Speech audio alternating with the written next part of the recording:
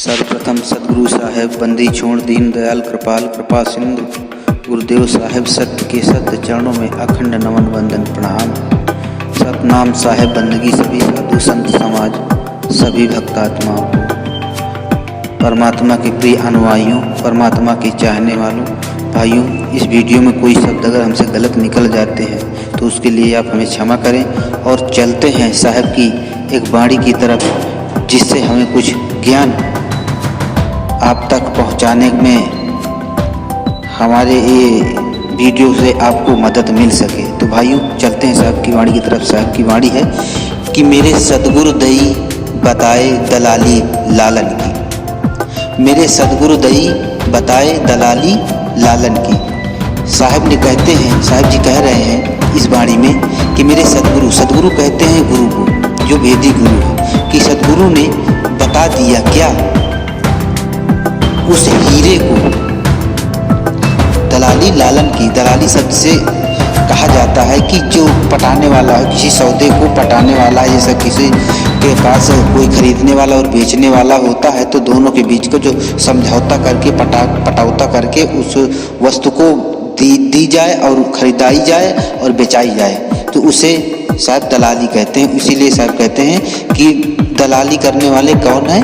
ये गुरु, हमारे जो वेदी गुरु होते हैं, उन्होंने हमारे आत्मस्वरूप ज्ञान का सौदा पटाते हैं और करवाते हैं। तो साहब कहते हैं कि लालन यानी कि हीरा, आत्मस्वरूप का सौदा गुरु करवाते हैं। उसी के लिए साहब ने कहा है कि बता दिए, वो गुरु ने ऐसा बताया विधि हमको, मतलब समझौता कराया, वो सौदा ऐसा कराया जिसका वर्णन हम नहीं कर सकते। फिर कहते हैं लाल पड़ा मैदान में कीच रहा लपटाए, निगुरे निगुरे लग गए सहुरा लिया उठाए। साहब ने कहा कि लाल पड़ा मैदान में कीच रहा लपटाए, जैसे कोई हीरा बीच मैदान में पड़ा होता है और वो कीचड़ से, गंदगी से लपटा होता है, तो उसे क्या करते हैं? निगुरे, जिनके पास कोई गुरु नहीं होता, जो बिना गुरु के हैं, अनाड़ी है, तो वो क्या करते हैं? उसको देख करके हीरे को कि इसमें कचरा लगा हुआ है और पैर से उसको ठोकर मार करके बाहर करके निकल जाते हैं। परंतु जो सगुरा होता है, जिसने गुरु किया है, जो जानता है, जो परमात्मा सत्ता को जानता है, जिसने गुरु किया है, उसे ज्ञान हो गया है, तो उसने उस हीरे को उठा लिया और उठा करके अपने पास ले लिया। यानी कि जो ज्ञानवान है, जो बिना गुरु के है, वो छोड़ देता, वो काम क्रोध लोभ मोह में फंस करके अपने आत्मस्वरूप ज्ञान को नहीं कर पाता और वो भेदी गुरु नहीं कर पाता। गुरु ही नहीं करेगा तो आत्मस्वरूप का ज्ञान कैसे होगा? तो साहब कहते हैं कि बिना आत्मस्वरूप ज्ञान आपको बिना भेदी गुरु के नहीं होने वाला है। तो भाइयों आप भी भेदी गुरु करें, क्योंकि बिना भेदी गुरु के आपको आत्मस्वरूप का ज्ञान नहीं होगा। फिर साहब कहते हैं कि सबके पल्ले लाल है सब ही साहूकार, गांठ खोल परखा नहीं या विधि या व्यवहार। साहब कहते हैं सबके पल्ले लाल है, सबके पल्ले लाल है। पल्ले मतलब कहते हैं सब एक पल्ले का छोर होता है, कपड़े का छोर होता है। जब कोई, जैसे आपके पास गमछा होता है, कोई वस्तु उसमें बांध ली जाती है तो उसी को पल्ला कहते हैं। इसलिए कहते हैं साहब ने कि सबके पल्ले लाल है, यानी कि सबके पास, सभी आत्माओं के पास वो पल्ले में लाल है। आत्मस्वरूप ज्ञान परमात्मा है, सबके पास है और सब कोई उसको पा सकता है। सब ही साहूकार, सब कोई उसको प्राप्त कर सकता है। लेकिन कैसे? भेदी गुरु के माध्यम से। और जब तुमने भेदी गुरु नहीं किया, अर्थात कि गांठ खोल परखा नहीं या विधि या व्यवहार, जब तुमने उसको पाना ही नहीं चाहा, भेदी गुरु ही नहीं खोजा और उसको पाने की कोई विधि नहीं की, तरकीब नहीं की, जतन नहीं की, तो फिर ये विधि या व्यवहार, तो उसको आप कैसे पा सकते हो जब आपका व्यवहार ही नहीं उसको पाने के लिए, आपका नियम ही नहीं है, आप उसे पाना ही नहीं चाहते, तो आप कैसे पाए जाएंगे उसे? फिर कहते हैं सब साहब कि उधर से अंधा आवता इधर से अंधा जाए, अंधे को अंधा मिला रास्ता कौन बताए।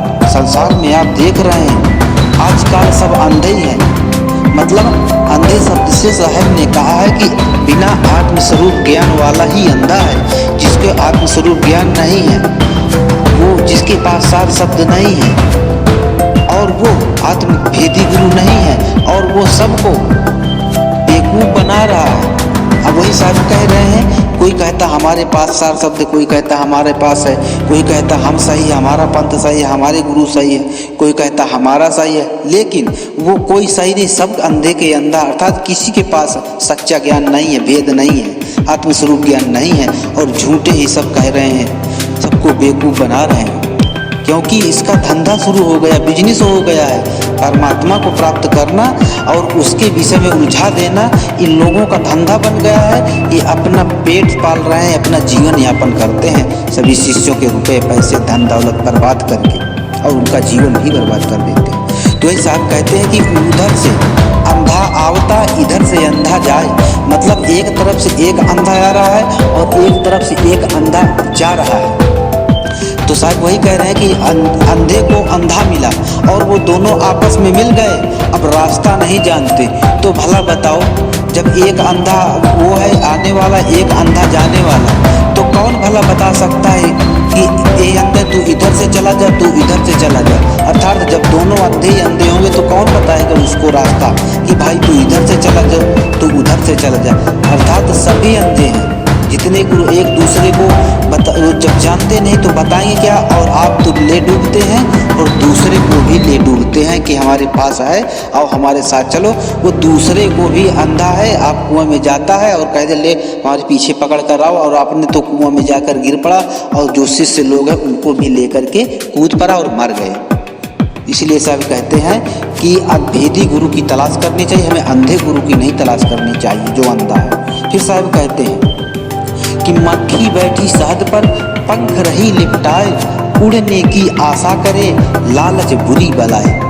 लालच इतनी बुरी होती है परमात्मा की पाने की, ये काम क्रोध मद लोभ मोह में ये माया में ये लालच इतना फंसा के रखी है, माया का जाल इतना पसारा हुआ है कि जैसे एक मक्खी शहद में जा कर के लालच के बस की, उसको खाने के पीने के बस में, पेट भरने के चक्कर में वो शहद में जाकर बैठ जाती है और उसके पंख शहद में जब पड़ जाते हैं तो भीग जाती है, तो शहद में वो उड़ने के काबिल नहीं होती और उड़ना तो चाहती है। मक्खी बैठी शहद में पर पंख रही लिपटाए और पंखों में उसके शहद लिपट गया, उड़ने की आशा करे लालच बुरी बलाए। और वो उड़ने की आशा तो करती है परंतु उड़ नहीं पाती, क्योंकि उसके पंख एक ऐसे पदार्थ में सन करके वजन हो गए हैं जो एक दूसरे से अलग नहीं हो पा रहे और पंख हवा नहीं फेंक रही, मतलब उड़ नहीं पा रहे और वो उड़ने को करती है और मर जाती है। फिर साहब कहते हैं कि इसी विषय से आप परेशान मत होइए, ठीक उसी प्रकार यह जीवन जीव भी फड़फड़ा करके मर जाता है और वो सच्चे पार ब्रह्म परमेश्वर की प्राप्ति नहीं कर पाता, पर अपने आत्मस्वरूप की प्राप्ति नहीं कर पाता। फिर साहब कहते हैं कि ज्यों मेहंदी के पात में लाली लगी न कोय, लाली लगी न कोय, लाली लगी कबीर ने लाल लाल के होए। तो भाइयों इस शब्द से साहब ने कहा कि जैसे परमात्मा कहाँ है, परमात्मा जैसे मेहंदी के पत्ते में, जैसे मेहंदी के पत्ते में लाली होती है, लालिमा होती है, जब तक आप उसको पीस करके हाथों पे लगाते नहीं हैं तब तक वो अपनी लाली को बिखेरती नहीं है। उसी प्रकार पार ब्रह्म परमेश्वर परमात्मा जब तक उसका साधन अभ्यास ज्ञान नहीं करेंगे, आप उसको पीस करके लगाएंगे नहीं, तब तक आपको वो लाली नहीं मिलेगी। अर्थात सत्पुरुष परमात्मा आत्मज्ञान का स्वरूप का ज्ञान नहीं होगा और आप आवागमन से नहीं छूट पाएंगे, अपना सारा जीवन यूं ही बर्बाद कर देंगे, नष्ट कर देंगे। इसीलिए कहते हैं साहब भाइयों कि अपने जीवन को नष्ट न करें और भेदी सद्गुरु की खोज करके अपने निज स्वरूप का ज्ञान करें और उसका साधन अभ्यास प्राप्त करके उसी साधन अभ्यास में लग जाएं, जिससे आप आवागमन से छूट जाएं।